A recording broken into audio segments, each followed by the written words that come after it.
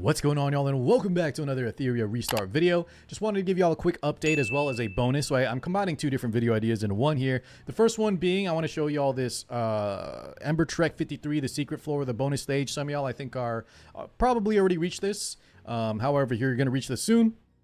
This boss isn't like the hardest. I would say 52 a Stardy is actually much more RNG heavy.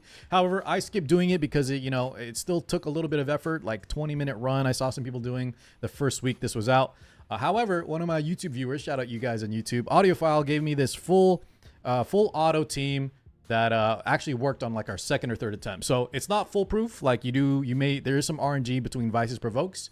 But you do need to, it is full auto. You just click the boss and send it to work. Now, if you guys forgive me though, the end of this run, I did have to cheat slightly. I S1 targeted one of the ads just because my Vice ended up dying and it almost failed, but I clicked one of the ads and it was enough to kill the boss. If you didn't know, when you kill the ads, the boss takes a little bit of like shared damage. But if I just started a few more times, I'm sure we could have got a clean run without it being, that disastrous. But just wanted to get it done, recorded for y'all. I'll show you all the stats real quick. Let me hide the camera. And then the second idea I want to talk about is just give you all a quick update on how tomorrow might be a huge day for Etheria in terms of announcements. We'll go through a little bit of the history, talk about what might be changing, as well as talk about why we know for sure it's tomorrow. Big shout out to the official Etheria Discord. They kind of gave us a few hints. So we'll cover all that. But in the meantime, in the background, I'll be showing you all this run. So if you want to give it a try, I would say make Vice. A lot of it is just Vice if you get similar stats to the rest of the units. But Vice, I think he does want to be very fast if you can get him Bloodbath because he can get bursted. But fast, high effect accuracy, a lot of the run RNG on full auto just really relies on if he lands a provoke or not at a clutch time. So the better you give the Vice, it'll probably take less restarts. But if you fail on the first time, like I said, don't worry about it.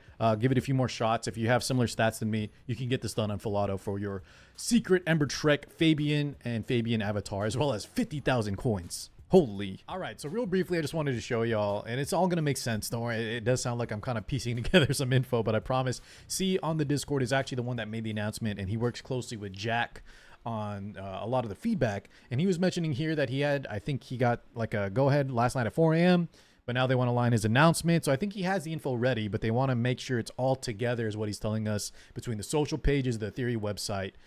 So it'll be Friday, but apparently that's Friday for Asia. And a lot of people are telling me we're actually going to see the announcement tomorrow, Thursday, but I guess we'll find out. Either Thursday or Friday, whatever, sounds good.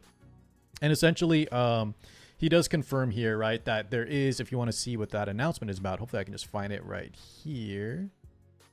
Right here from C guys, and this was on August 5th, and he says wrapped up the call with Jack, some exciting communication inbound soon. And that's what that other feedback thread was about. A lot of people were asking, hey, C, you mentioned on the 5th that something, some big announcement feedback is happening soon.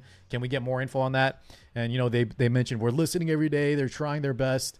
And finally, I think this is the week that we're going to be getting this news, so stay tuned for that. Now if you want to know what the news is about, let me give y'all a big shout out to my man Tamias, who, if you haven't been watching our weekly tournaments, I actually host and cast those. So make sure y'all tune in this weekend. Actually, we have another one, our 6th weekly tournament, and it should be a good one. So stop by.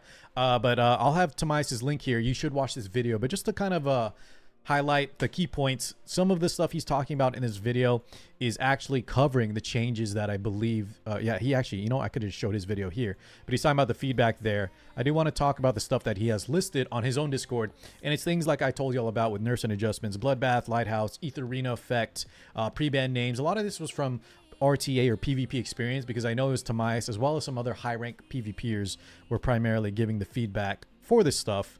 As well as I'm assuming, as well as all the feedback on the general Discord, so not just high rankers. But they're talking about things like cleave DPS right now. If you haven't played any RTA, Summit Arena, bruisers are super strong. A lot of the matches are 10 minutes plus between two bruisers slapping each other. So of course, a lot of players are asking, let's bring back a little bit of cleave relevance, maybe some more damage on board, because healers and tank down units are extremely strong at the moment. We talk about things like Codex of Magic, Revive buff. Let's see if Tim scrolls down here a little bit. Jackal, Hell Kid. We see a lot of stuff. Rengo. Now, not everything with this feedback that Tim is gathering I agree with. Like, I would say Rengo needs much more than a 5% nerf. I know there are some players that are lobbying or against Rengo nerf, but in my mind, I think PvE scenarios that aren't, the difficult content, like, let's say, certain end game things like anti-sync, even though anti-sync is a pain in the butt. I would say things that you actually have to farm, right, to play those PvP stuff we're talking about. To play RTA, Etheria, I don't think things like Rango that you need to farm shells for should be very difficult or gated behind certain content, or sorry, certain units, certain animes, certain gear. So I'm fine with them nerfing him to make him more accessible to the wider player base, because he does have some very important shells that can only be found there. Right off the top of my head, it's things like Lighthouse, is the counts in there too, right? There's some very, very nice shells to be had that you kind of want. And if you can't farm that, right, I feel like they should make that a little bit easier. Things like continuous battle system is huge, guys, for the 2x event. Not just that, but like in general, I think they should increase the cap on continuous battle. And then during the 2x event, if they can give us like 5 times speed. If you guys notice, when you do the Phantom Train right now is one of the events going on that's about to end, they actually have 5 times built into that mode. So if they don't want to give us 5 times always, maybe they want to keep farming not super fast, or maybe it's, I don't know, it's hard on the servers or something, then maybe just enable the 5x during the 2x weekend. I think that would just get us through. I'm still having to farm, even with a sub 1 minute Aurora, you know, 12, 15, 16 hours just to get through all my stuff, depending on how hardcore I go. So I would like, you know, maybe a little bit of help there. And just in general, more continuous battling, I think, is nice for players too. Especially players that, you know, play on their phone and set up a battle and then want to leave it. Recurring modes, PvE fatigue. I think he's saying even top players like Kecker are happy with PvE. In my mind, things like Ember Trek, the floors in between, I think you should clear it once normally, and then after that, it should be a much quicker, the second, third, 4, 5, you know, this is going to be something we have to do every month, and so we want to keep the chores and the Etheria feeling like a second job, I would say. Try to keep that not too time-consuming for your player base, if we could get that addressed sooner than later. Shell RNG is huge, things like passives he's talking about here. I would say things like reconfigure chips, right? More reconfig chips, of course, Tim covered that.